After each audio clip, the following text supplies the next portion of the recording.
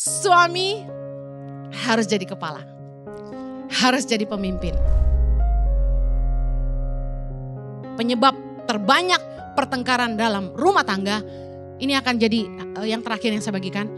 Pasangan yang tidak berfungsi. Pasangan yang disfungsional. Contoh, suami yang tidak menjadi sumber dan kepala. Suami yang gak jadi sumber otomatis bergantung sama istrinya. Dan tidak berkontribusi dalam mengurus rumah tangga. Ada orang-orang yang berkata gini, Bu Heni zaman sekarang kalau kita punya istri yang pintar kerja, lebih pintar cari duit, posisi lebih tinggi, penghasilan lebih besar, dia kerja dan kita yang mungkin kurang, kita yang ngurus anak boleh nggak? Boleh. Tetapi nomor 1, sepakati bersama bahwa kita bagi tugas. Kamu kerja, aku yang lebih banyak di rumah ngurus anak. Kerja juga, tapi karena penghasilan lebih sedikit ngalah ngurus anak. Karena kalau semua mau dilemparin ke pembantu, gak ada orang tua yang ngawasin juga gak boleh. Yang kedua, istri harus komitmen akan tetap menghargai suami. Karena banyak perempuan yang tidak bisa menghargai suaminya, memandang rendah pasangannya karena penghasilannya lebih tinggi. Sombong. Jadi kalau memang mau dibalik jadi bapak rumah tangga dan ibu yang bekerja, silakan, monggo. Tetapi dengan kesepakatan bersama dan harus komitmen untuk menghargai suaminya. Efesus 5 ayat 23, baca sama-sama. Karena suami adalah kepala istri, sama seperti Kristus adalah kepala jemaat. Dialah yang menyelamatkan tubuh. Dalam pernikahan yang didesain oleh Tuhan, suami itu kepala. Katakan suami kepala. Istri bagian apa? Leher.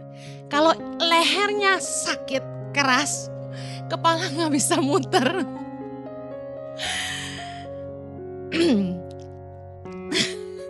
Suami harus jadi kepala, harus jadi pemimpin. Yang artinya yang harus mimpin keluarga, mau jalan kemana, mau dibawa kemana keluargamu, visi harus dari suami. Nah, suami yang disfungsional, tidak berfungsi adalah suami-suami yang gini, udah gak mau kerja, bergantung sama istri, malah gak tahu diri. Saya sedih juga gitu, ada jemaat yang cerita udah gak kerja, suaminya gengsinya tinggi. Ditawarin orang, bro lu kerja ini aja. Gak bisa lah gue, kerja begitu mah gak bisa lah gitu. Udah gak punya kerja, udah bokeh, songong lagi. Kerja milih-milih.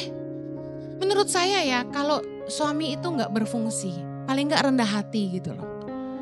Kalau udah gak menghasilkan, melayani. Saya ketemu loh, ada suami yang sekeren itu. Istrinya perempuan hebat gitu. Punya kerjaan yang bagus banget, direktur perusahaan. Jadi otomatis istrinya lebih besar penghasilannya. Suaminya ngurusin istrinya loh. Siapin sarapan, ngajarin anaknya bikin PR. Istrinya pulang malam diajak ngobrol sambil dipijitin. Top banget nih suami. Tapi saya sih gak mau ya punya suami gitu ya, amit-amit deh. Maksudnya ini sih keren gitu buat si perempuan ini. Kalau buat saya suka cowok yang mimpin gitu. Makanya dapatnya suami yang galak. Untung Jojo tuh galak. Kalau enggak kan kemakan sama Ibu Heni ya kan. Ya kan. Waktu kita berdua foto karakter, tes warna gitu. Dia merah 6, mentok, galak, otoriter, dominan gitu. Cocok. Ya. Sama aku cocok gitu. Karena saya merahnya cuma 4. Jadi galaknya karena terpaksa. Karena kalau khotbah marah-marah itu kenapa? Karena jemaat itu bebal gitu. Kalau dikasih tahu gak mau dengar, jadi roh Tuhan membuat saya marah-marah. Enggak. Jemaat Ici baik-baik ya. Nurut-nurut dengar firman. Nah, sekarang gantian istri dari tadi kok suami kasihan ya. Istri-istri yang disfungsional, tidak berfungsi itu seperti apa? Istri yang tidak melayani suami. Istri yang gak mengurus rumah tangga dengan baik. Zaman sekarang feminisme menolak ini. Mereka bilang gini, kenapa dalam rumah tangga perempuan yang harus ngurus keluarga? Kenapa perempuan harus melayani suami dan anak-anak? Kan kita sama, laki-laki dan perempuan. Wah, ini feminisme. Merasa perempuan direndahkan. Tidak. Secara kodrat ilahi, istri itu harus mengurus rumah tangga. Titus 2 ayat 4. Kita baca sama-sama. Dan dengan demikian mendidik perempuan-perempuan muda mengasihi suami dan anak-anaknya. Hidup bijaksana dan suci, rajin mengatur rumah tangganya, baik hati dan taat kepada suaminya, agar firman Allah jangan dihujat orang. Satu lagi, istri yang cakap itu mengurus rumah tangganya dengan baik. Amsal 31 ayat 27 sama-sama. Ia mengawasi segala perbuatan rumah tangganya, makanan kemalasan tidak dimakannya. Sekalipun saya sibuk ngurus Yayasan Tangan Pengharapan dan saya khotbah kemana-mana sebelum ada Ici, saya memastikan saya urus rumah tangga saya dulu. Setiap minggu saya yang ke supermarket, nggak ada yang nemenin. Saya ingat zaman dulu masih grosiran sebelum Lotte itu apa? Makro. Itu troli kan gede banget tuh. Namanya belanja bulanan berat kan ibu-ibu. Itu saya dorong sendiri tuh, angkat sendiri. Ngurusin rumah tangga, memastikan di rumah ada makanan. Memastikan semua yang dibutuhkan anak-anak saya, Jojo semua tersedia. Saya gak suruh orang lain, saya ngurus rumah saya. Sampai hari ini, tagihan-tagihan semua saya yang bayar. Saya ngurus makanan tiap hari apa, ngurusin anak-anak saya mau makan apa tiap hari. Ngurusin suami saya butuh apa, siapin makan siang, siapin snack, apapun yang dia butuhkan. Bahkan vitamin kalau dia lupa saya siapin. Sampai hari ini. Emang perempuan pada dasarnya sehebat apapun memang kodratnya melayani. Gak bisa hanya karena kita, wah gue pinter, gue punya kerjaan, terus kita songong gitu. Melawan kodrat ilahi. Saya setuju bahwa harusnya dalam rumah tangga suami ikut membantu, tidak selalu memerintah. Sama-samalah berkontribusi dalam rumah tangga.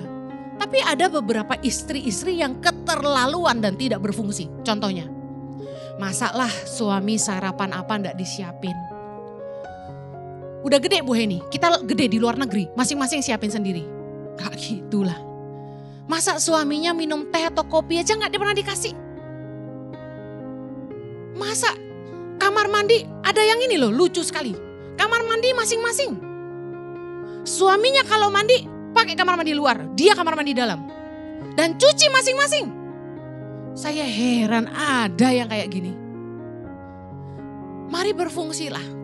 Layanilah keluargamu dengan baik. Sepinter apapun kamu, sehebat apapun kamu. Ayo perempuan-perempuan berfungsilah.